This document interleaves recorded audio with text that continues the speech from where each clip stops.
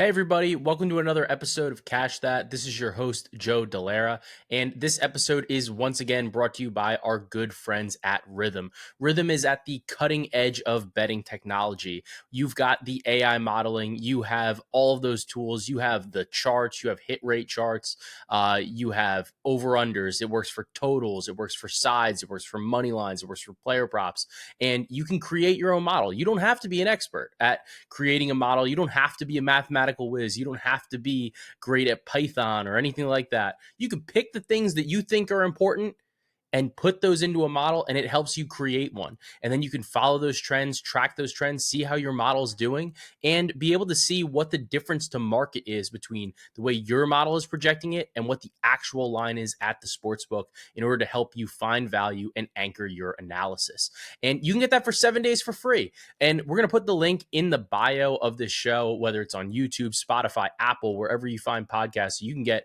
a free week on me to test out Rhythm, test out a little bit of your modeling skills, see how the player prop models work. But it has been absolutely fantastic to work with so far this season. And that's our good friends at Rhythm. So guys, I'm recording this pretty late right now it's Wednesday morning actually right now, but the election's going on in the background. So trying to keep some tabs on that, poli-sci major had to, throw that in there. So it's obviously interesting, and it's something that has been, it's one of the major issues going on right now. But honestly, enough of that. Let's get back to the NBA. And we've got a crazy slate here, a lot of injuries going on, a lot of different news breaking, a lot of different things happening in the market right now. So we are going to have to keep tabs on that. But I want to start off with a game that I am covering for the Action Network, and that is the Golden State Warriors versus the Boston Celtics. Part of why I wanted to talk about this game was, number one, I wrote about it. So I already have a little bit more analysis on it, and have a little bit more of an idea of what we want to do with this, right? So the spread is opened at like 7.5. It looks like it's coming down to 7. And what I wanted to do actually was I wanted to take you through a little bit of some of the modeling that I did and some of the analysis that I did in the back end, right? But the biggest thing for me here is that the Celtics, they're +8 in adjusted net rating compared to +3.6 for the Warriors, but they're both top 6 marks in the league, according to dunks and threes. And I think that's pretty notable considering that Steph Curry missed 3 games due to an ankle injury. And then when he just came back, obviously it was against the Wizards, but he was still limited in those minutes. But the bigger overarching thing is I think this is actually like a decent matchup for the Golden State Warriors. And even though it's two of the best 3-point shooting teams in the league that are playing each other, they both defend the three pretty well as well. Boston averages 19 makes per game. The Warriors average 16.4. That's first and second, respectively. Boston takes more in terms of volume. They take 50.9 attempts per game compared to the Warriors at 42 per game. But the biggest thing is that the Warriors have defended it really well this season, and they're allowing their opponents to take threes just 37% of the time compared to the Celtics at 38.5% of the time. And while that might not seem super notable, it does kind of add up in terms of the frequency. And the thing about Boston is that they're allowing above the break threes at one of the highest frequencies in the league. So they're cutting down on those like slightly higher EV corner threes, but they're still allowing a lot of above the break threes, which is kind of where you see Curry take a lot of his threes as well. And the big thing, though, is that the Warriors, not only are they preventing the looks, they're defending them at the best percentage in the NBA. And they're holding their opponents to shooting 28.1% from beyond the arc. That's the best. Boston's great. They're 6th, but it's 34.1%. So I think that these teams, personnel-wise, in terms of their switchability, what they bring to the table, what they bring to the table defensively, they're almost like perfectly designed to defend each other here. So especially when you mix in the fact that neither plays at a particularly fast pace, I think it aligns pretty well with the under at 229.5. On the season, Warriors are 3-4 to the under. Celtics are 5-3.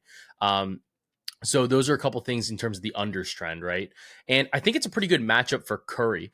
And Curry was on a pretty strict minutes limit against the Washington Wizards when he returned. But Ankle seemed fine, played pretty well. And Steve Kerr said, assuming he feels good, I don't anticipate a big minutes restriction in Boston. I don't know what that means. I don't think he's going to play like 40 minutes, but maybe he'll play 30 plus, 34 or so. And like I did have a little bit of concerns because he hasn't played 30 minutes in a game yet this season. But he's actually only played five fourth quarter minutes all year. And that's because the first two games were blowouts. The next one he got hurt.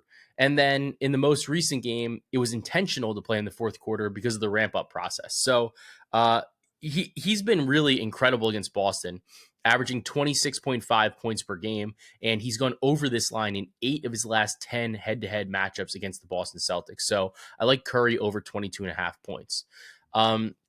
But when I looked at this, right, I was trying to figure out, like how do I have this like modeled essentially against the spread? Like, what are we looking at here in terms of this game, right? So I was trying to figure out like what is my basis? What is my framework? So what I'm going to do is I'm actually going to show you a little bit of the way that I have my model here. So I have this is going to be a little interesting. Let's see if this works. Okay. So I have this is great podcasting, right? Okay. Let's try this. Okay. So this is my rhythm model in part. We built it. And basically, if you see this is my difference to market. So my model is saying that this spread should be Warriors plus 5.8. And essentially what that's saying is that we've got a couple points of value. We have almost 2 points of value here. And the difference to market is 4.8%. So that means I have roughly a 4.8% difference between my line and what the current market is setting this at. And I can look at some of the trends too. Like I can look at the overall against the spread record. I can look at their away or as a favorite or home or as a dog, whatever. And that's super important. You can see some of the past trends here as well. And you can also check the injury report. So like for us, we know that Jaylen Brown's out. Kristaps Porzingis is out.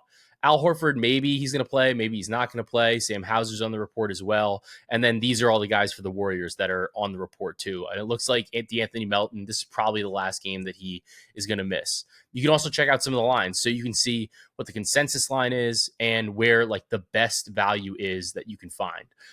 So that's how I really got here in terms of the way the modeling worked. So I like the Warriors. I like that angle. And ultimately, I was able to come onto this spot and say, like, okay, my model also checks out against what my initial thought process was. And that kind of helps anchor your analysis moving forward because you can say, all right, I think this makes sense from a basketball perspective. What is this doing on the back end with some of the data that maybe I have a little bit more difficulty crunching, or it's a little bit harder to, kind of comprehend in that way. So that's the way that I use the model. And that's one of the ways that I like to try to use it to anchor my analysis and keep me grounded. So I try to not get like a little bit ahead of myself. So it's a really awesome tool. And it's definitely something that I really recommend to other people. And that's, like I said, you can get it for a week free right in the bio. Use the code and try to help your analysis. Just build your game. It's just another tool in your basket when you're capping a basketball game. So I want to turn to a couple of these other games. We got a busy slate here. The one game that obviously I always like to talk about, the New York Knicks. The Knicks are -7 at the Atlanta Hawks. The play that I'm looking at is Mikal Bridges over 16.5 points, -120 on DraftKings at the time of this recording. Obviously, it's a different matchup from when he was in Brooklyn, but he's just absolutely crushed against the Hawks, averaging 27.9 points per game in 9 games against them since 2021. So a little bit of time there, but still just been cruising. He's averaging 17.2 points per game with the Knicks, and he's gone over in both games against the Pacers and the Cavs, 2 teams that play at a top 10 pace. And he has a pretty high floor. He scored 15 points in each game. So to me, this is a clear pace-up spot.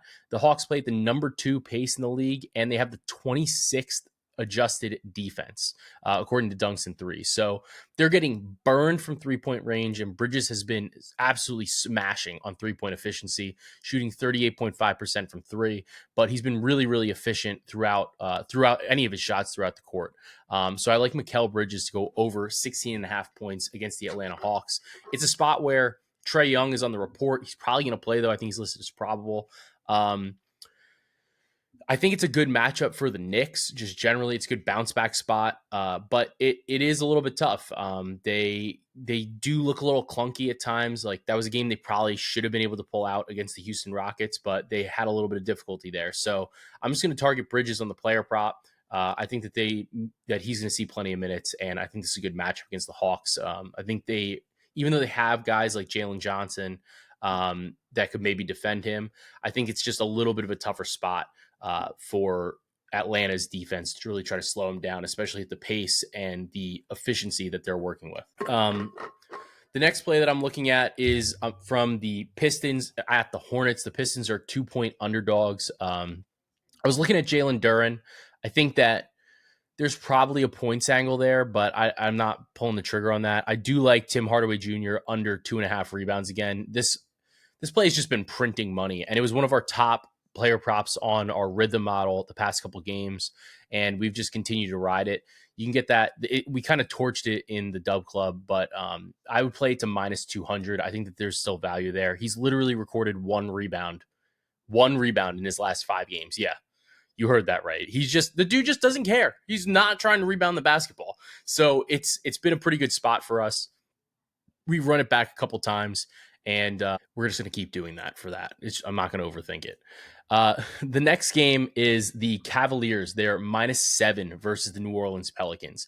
And the player prop that I am targeting here, well, let me talk about this game a little bit in general. The Pelicans they have quite the injury report right now. So if we look at what the Pelicans are dealing with, they have one of the longest injury reports in the NBA right now.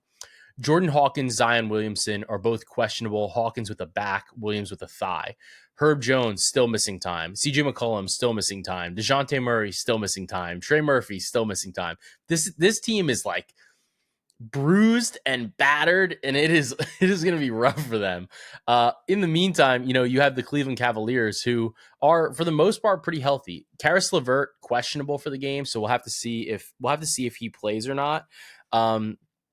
But this is a pretty good spot for the Cleveland Cavaliers. I think that this line is long right now. It's tough, right? I would lean Cleveland.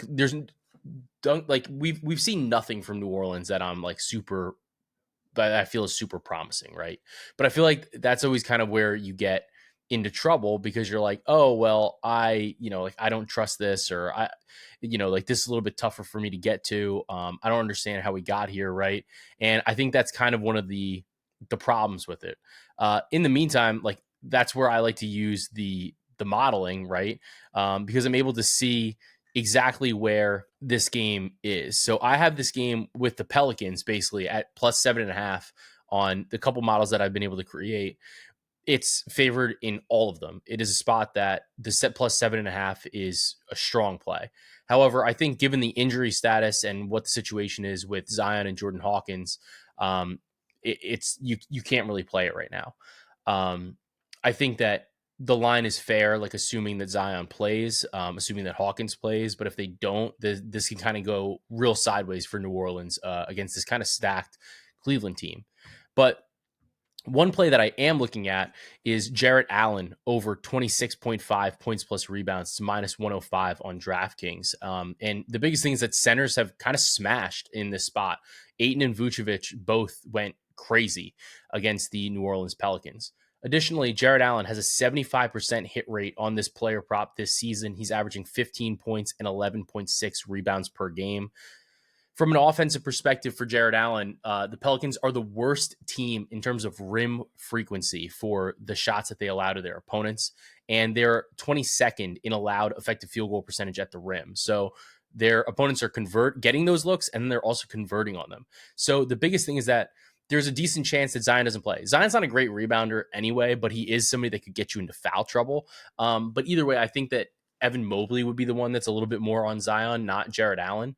Either way, this Pelicans team is a little bit undersized.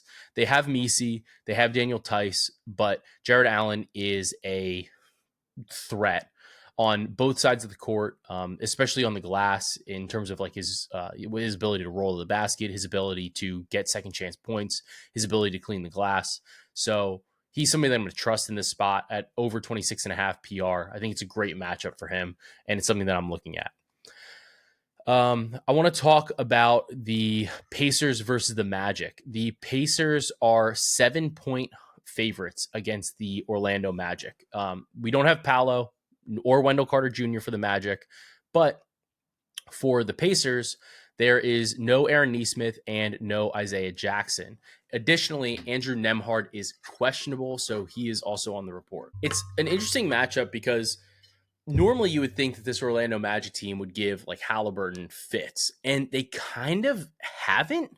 Like, he still scored decently well against them so far throughout his career, but the assists are a little bit wonky, and they have so much talent in terms of the guard defense, like the point of attack defense, that I think it just makes it a little bit harder to back him, and it makes it a little bit harder to back Indiana in any of these spots, even though they're 7-point under, or they're 7-point favorites, right? And even though the Magic have a ton of injuries, but because of Paolo being out, one of the biggest beneficiaries of that has been Jalen Suggs.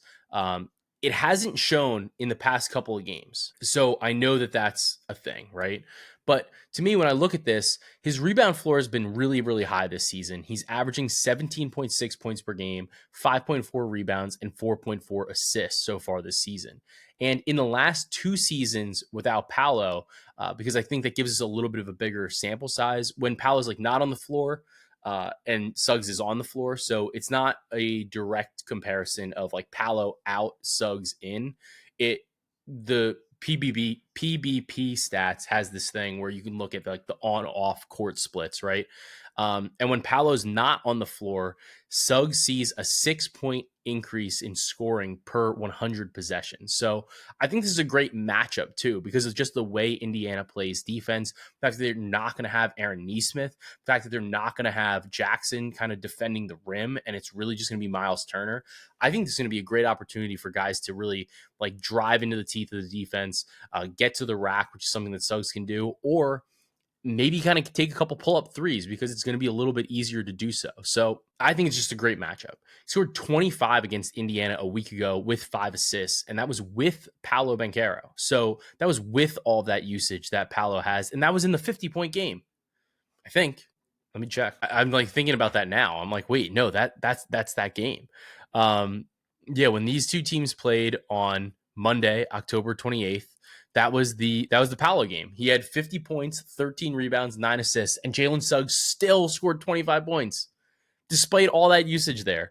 Franz Wagner played, but he only played 11 minutes, so that's in part, I think, why. But Franz doesn't usually take up as much usage as Paolo does, and still, like, just not having Paolo there, we're going to see a lot more room for Suggs. It was notable, though, because Halliburton was only 1 rebound shy of a triple-double. So maybe like the rebound look is a little bit of something there. That could be something that you could look for, but I'm not itching to bet that. But I will say that this Jalen Suggs line I really do like. So he's at 23.5 points plus rebounds, and last season he had 21 PR in just 17.6 minutes in this matchup. So he did that. And then in this last game, he had 25 points and 5 rebounds. So he had 30 PR. And we're getting a line here at 23.5 minus 113 on FanDuel. So I think because the rebound floor is so high, I don't mind coupling it with the points, especially in this game where Indiana is missing a couple people and the Magic are missing Paolo, who, you know, can be a little bit of a rebound magnet. So that was one of the things that I was looking for there. The next game I want to talk about is the Dallas Mavericks versus the Chicago Bulls. And in this game, PJ Washington is out. Derek Lively is questionable. Look, the Mavericks should take care of business here. I don't really think that the Chicago Bulls are a great basketball team. Zach LaVine is also on the report, so it's something that, you know, we can't understate, and it's something that we need to, you know, keep in mind. I think LaVine has actually played pretty well so far this season, and I'm not seeing any value in my model, like either side, on Mavericks or the Bulls. So it's 10.5 point spread. Dallas should be able to take care of business, but you know, you never always know. But the one angle that I do think is really notable is I think that because Lively is questionable, we should buy on Daniel Gafford. I think regardless, I think it's a good matchup. So one of the things that I like to do when there's like an injury, right, or there's somebody's on the report, I'm looking for a line where I think that it's a fair line as it is, but and like if Lively plays, like I'm like comfortable with 10.5. If Lively doesn't play, this jumps in terms of value. So it's giving me the opportunity where I'm saying like I think this is fair now, and if he's out, I'm getting exponential value on the 10.5. So I'm getting this at Gafford over 10.5 points at plus 100 on MGM. The reason I like this is I think it's like really an elite matchup, and I think it's good for honestly for both Lively and Gafford for pretty similar reasons. They just really have dominated in this matchup against Vucevic, and the last time out, Gafford had 20-7, Lively had 22-7 in the same game. So they were able to work in tandem. They were both able to get theirs. And it was a way that Dallas just continued to attack, and get to the rim. So I don't see any reason why they wouldn't do that again here. I think this is a good matchup against Vucevic, who's not a good, he's not really super athletic big, and he's not really a good defensive big either. So this is a great opportunity where you have two players in Gafford and Lively who are both like electric. They're kind of explosive players, and they're able to get to the rim. They're able to finish plays. They're able to finish dunks.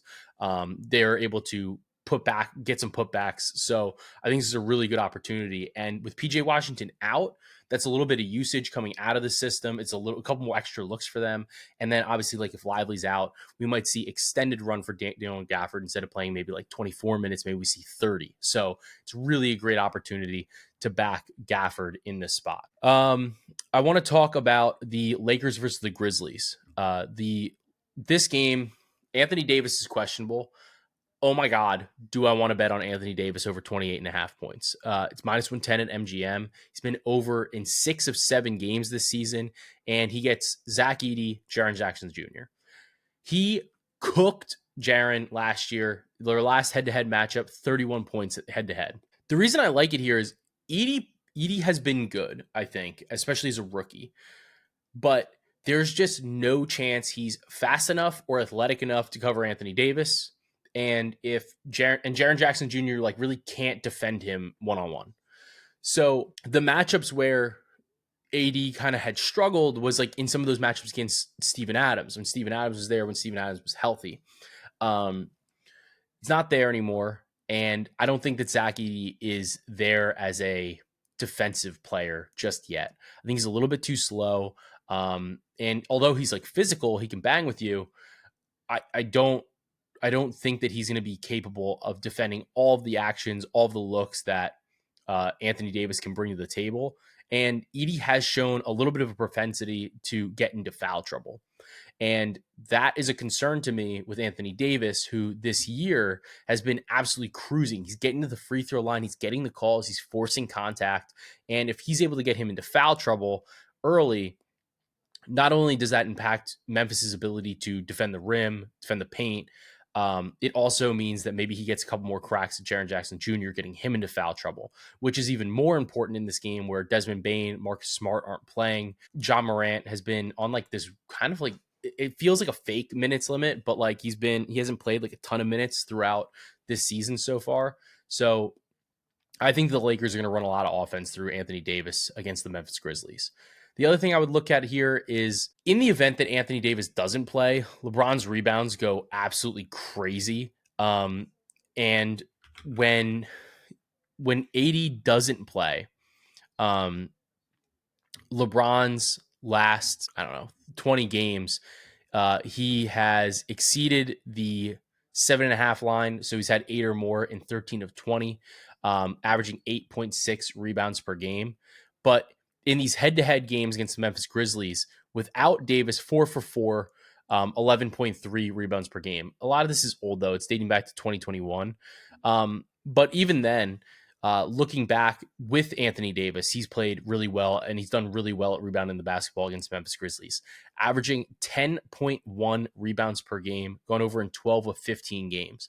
The reason I'm a little hesitant to play this, though, is that his rebounds are down year over year. So last year he was at 7.3 rebounds. This year he's at 6.9. Nice.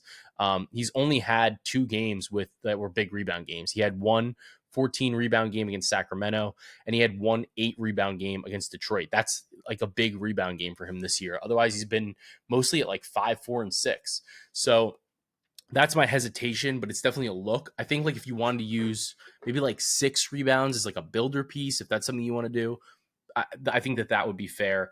I think that would be an appropriate look at like kind of what he's doing this year, kind of what he's done historically against this team. And then obviously you get a little bit of a bump if Anthony Davis doesn't play. All right. So let's see. What's our next game here? All right. So next game is the Spurs versus the Houston Rockets. The biggest piece of injury news here is that there's no Jeremy Sohan. He's got to get surgery on his hand. I'm thinking that we see a little bit more of the rookie. I think we might see a little bit more Stephon Castle. His PRA line is set at 17.5. He has never hit this before, but he's been close. The last game he had 16. So I got to check the modeling. I'll have a better idea tomorrow morning when, I get some of my systems up and like when I get a better crack at this and, get to see what some of the rotations are in terms of the projecting. I think that could be a play. But it's definitely something that I want to watch. If you pick somebody up in fantasy, that's not a crazy move. I think that would be a good move if he's still available for you. I think he's going to give you a pretty well-rounded effort. The problem for me has been the points have not really been there every game. He's just been wildly inconsistent in what he brings to the table. He had 3 and 5 assists versus Houston before, but I don't know. I don't know if I buy it necessarily. I'm not there. The potentials were a little shaky on those. So I would prefer the PRA. I think that's a better way to like kind of encapsulate just an uptick in overall like on court time, but it's a little tough to say at this juncture. But the one player that I will say has a good bounce back spot, I think it's a little bit of a buy low spot, is Jalen Green. We can take Jalen Green over 23.5 points, minus 105 on DraftKings. He scored 29 and 36 points against the Spurs already this year. It's crazy that this is the third matchup, and we're not even 25% of the way into the season. But he had 3 relatively down games against the Dallas Mavericks, the Golden State Warriors, and the New York Knicks. And the one thing that you can take away from that is the Warriors' defense has been phenomenal this season. They're 5th in defensive rating. But then when you look at pace, the Knicks play at the slowest pace in the league. And who did I say the other team was?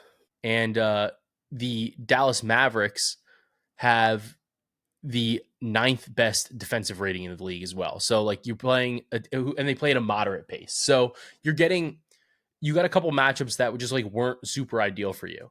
Now you play a San Antonio Spurs team that they're inching up in defensive rating. They're at 14th now, but they play, even though they play at a little bit of a slower pace, we've seen him thrive in this specific matchup already this season. So we know he can kind of come back with some confidence. We know that he can score against this defense, even though, it's starting to pick up for them a little bit on that end. And 23 and a half points, I think the line is a little bit deflated, even because like he was cooking to such an extent earlier in the season, right to start off, that those lines aren't coming up. And then now we're working our way back down. I think this is a good buy low spot for Jalen Green at over 23 and a half points against the Spurs team. The next game is the Oklahoma City Thunder versus the Denver Nuggets. This game, I'm going to be doing the NBA bet stream on. So if you have League Pass, you can tune in, watch the game. We're going to be giving analysis. We're going to be talking bets. We're going to be giving live bets. Basically, we're going to do like the color commentary on the game, but we're going to talk about some prop stuff. We're going to talk about some like process things, some of the things that we're looking for when we're betting player props, etc. What we're looking for when we're betting spreads, talking about line movement. It's like a really cool conversation because it's a longer conversation that we're able to have while watching a game, while breaking down like what's happening for us while giving you some bets. So I will talk about some of the things that I'm looking at, but I'll have better picks closer to the game once I, narrow down what exactly I want to be on for the show. But no Aaron Gordon, no Jamal Murray. Westbrook's PRA line is at 28.5. I think that might be a little too high. And then Chet and Shea have both kind of smashed in this matchup. Chet is over 16.5 points in 5 of 5 games against Denver. Shea has also been really, really consistent, has 28.5 points. So have to break it down. I want to see. I need to figure out who I think is going to be starting, who I think is going to be getting really the minutes here. And then that's probably going to impact a couple things in terms of pace, in terms of what I think about the defense, in terms of what I think about like how close of a game this is going to be. My rhythm model is saying that this is a good Denver spot, just in terms of the line, but I'm still concerned because I think Oklahoma City is so good and Denver is so thin that this could be a little bit problematic for them. Looking at Sacramento versus Toronto, we just saw this game the other day, but Sabonis had 20 rebounds and Sabonis's rebound line is at 13.5. It's just so high, man. It's so high. 13.5 is a lot of rebounds, but he's had 15, 17, and 20 against the Raptors in his last 3 games. So it's definitely something that I'm looking at. It's definitely something I'm considering, but I'm just not totally there yet. He hasn't been, I don't know. He hasn't been somebody that I haven't had great success with him this season. He's tuned it up a little bit. He's gotten 16 rebounds against Miami, 20 rebounds against Toronto, 14 against Atlanta, but he had missed this in the 4 games prior. And even looking back into last season, he only had 14 rebounds in 44% of games, averaged 13.6 rebounds per game. So I think it's a touch high, honestly, but if Quickly plays, I think it would speed up the pace a little bit. And then if Kevin Huerter plays, that would impact it a little bit for me too, because Herter's not necessarily like a great rebounder. Sometimes he'll take the Keegan Murray minutes, who has been a pretty good rebounder so far this season. So that could swing it a little bit for me too. So I need to kind of see the way this injury report shakes out. But if Herter's in, Quickly is in, I think then maybe I could pull the trigger on the 13.5. But like I said, it's a huge slate. Like I'm talking about some bets that I'm looking at, but like I don't need all of these plays. Like it's not going to make or break the bank here for me, in terms of like what I'm looking at. I will say I want to touch on the Heat versus the Suns. This spread is set at Suns are 5.5 point home favorites, and Miami is obviously on the road. I have this as close to fair. My model's not showing like a huge edge on this, but it's showing like a slight edge on Suns -5.5. I think the Suns have been really, really excellent this season. One of the things that I like about what Phoenix is doing from a overall like net rating perspective is they're 10th in overall net rating. They're top 10 in both offense and defense. They're 9th in adjusted offense, 10th in adjusted defense. So they're plus 2.4 in adjusted net. Miami is plus 0.2 in adjusted net. Miami plays at a slow pace. Phoenix is playing a little bit faster than they have previously. They're at 15th. So Phoenix is home. They're 6-1. Miami is 3-3. Like I said, I'm seeing like a slight edge on Phoenix, but they haven't put away teams that I felt like they should have put away. Like I felt like they should have put away Philly earlier in the last game, and they didn't. They didn't cover. So they're giving me a little bit of pause in terms of backing them here. So that's one of my concerns with the Phoenix spot, but it's definitely a lean. I think I would put it maybe in like a money line spot. I think they should win that game. I think I talked about every game. Oh no, we've got the Philadelphia 76ers. So the Sixers are 1.5 point road dogs against the Los Angeles Clippers in Paul George's homecoming. So Paul George is returning to Los Angeles, and his points prop is set at 20.5, which I think it's a little high. The biggest thing here is that when PG just played, he played, 31 minutes, which was a little surprising. I thought it was going to be at like 25. So he definitely got more minutes than I would have anticipated. Um, I'm curious to see if they put him on like any type of hard minutes limit because it sounds like they didn't. But like, I think we should cap this at say 35 minutes. He hit this when he played 35 minutes at the top end last season. He averaged 19.8 points per game. Went over this line in 19 of 39 games. A little bit of a different scenario because there was, Kawhi Leonard in, out, whatever. With Kawhi, he actually averaged more points. He averaged 20.3 points, went over this line in 16 of 32. Without Kawhi, 3 of 7, 17.7 points per game. So interesting a little bit there in terms of maybe taking off a little bit of the pressure. Maybe he didn't have the primary defender on him all the time. And when Kawhi didn't play, that swung. I still think it's a little clunky with him and Maxey, that the fact that he took that last shot at the end of the game when it was Maxey's like birthday. He had a 30-point game. He absolutely should have been taking the shot. If not, like honestly, even Yabusele should have been taking that shot. He was like 5 for 8 from 3. And instead he takes like a long 2, about as deep of a 2 as you can, like after dribbling the air out of the ball. Just like classic, just like not a great offensive possession. But I mean, I guess that's kind of what you wanted. Like that's what you were expecting. You want to be able to take that shot, but I think it should have been Maxey. Joel Embiid is also somehow healthy now, so he's returned to play, and he's going to be suspended for this game and the next 2.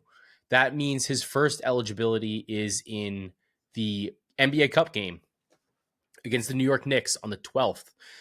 We'll see if he plays in that. I guess he plays in that. I don't know what his minutes is going to be like. I'm fascinated by it now, especially because of Paul George playing 31 minutes in the opener for him. We'll have to see just like how much that holds up, what they're going to do with Embiid moving forward, how they're going to handle him. But we'll probably touch on that a little bit more on the Sunday episode, like the episode going into Monday on buckets, to kind of make sure that we cover that and like cover some of the NBA Cup things. But we are also going to talk about NBA Cup tomorrow on the bet stream, so be sure to tune in. Yeah, so there are a couple games on I'm losing track of the days. There are a couple games on Thursday. You got the Blazers and the Spurs. The Blazers are plus 5.5. Blazers are doing something interesting with Delano Banton. He has basically been like a closer. He has logged literally 0 minutes in the first, second, or third quarters.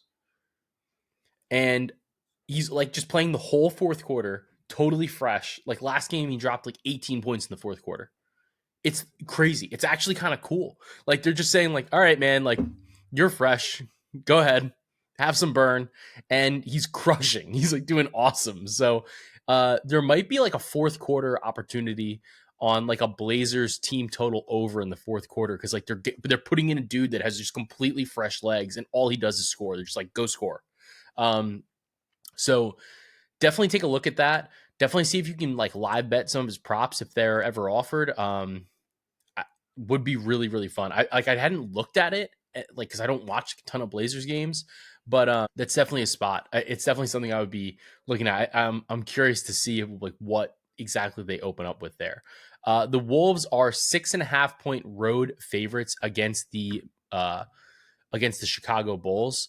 I need to look up this stat because I think if I recall, this is a French fry day.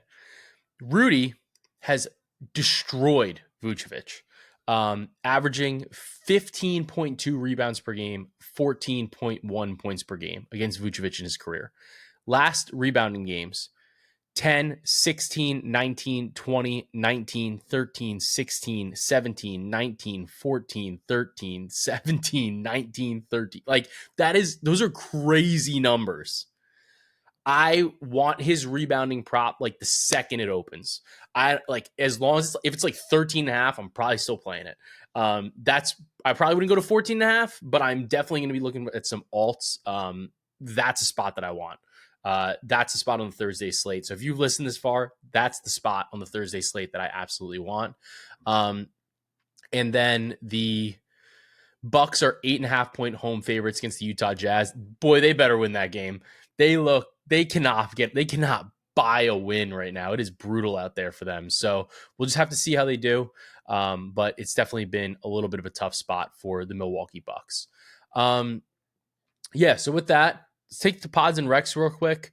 I'm going to recommend, like, make sure that you run the gas and, like, clean the carburetor out of your lawnmower.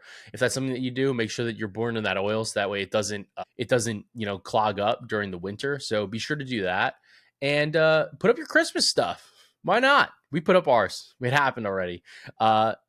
Look, it's a lot of decorations, and I feel like the window between Thanksgiving and Christmas is just not long enough. So I'm recommending putting up your Christmas decorations. I had to get this one in before producer Corey got on the show, because producer Corey's not on this week. So that way, he couldn't just yell at me here. So it's been a great episode. Hope you guys enjoyed. Be sure to tune in to the bet stream. And this episode is brought to you by our good friends at Rhythm. They are on the cutting edge of betting technology, whether it's the modeling, whether it's the player props. You've got it all on your fingertips, whether it's on the phone or in the app, whether it's on the desktop. You have it so many different ways, and you can create things under your vision that to you from, like, your basketball perspective. Ball, but you don't always know the math behind it. So you can say, like, I think this is important. I think rebounds are important. I think 3-point percentage is important. I think pace is important. And you can incorporate all those things into your model, and it's going to spit out a result that's going to be profitable and helpful for you in your betting process moving forward. So get that again for a week here. Like, subscribe, be sure to turn in, give us a good review, and help me help you continue to cash that.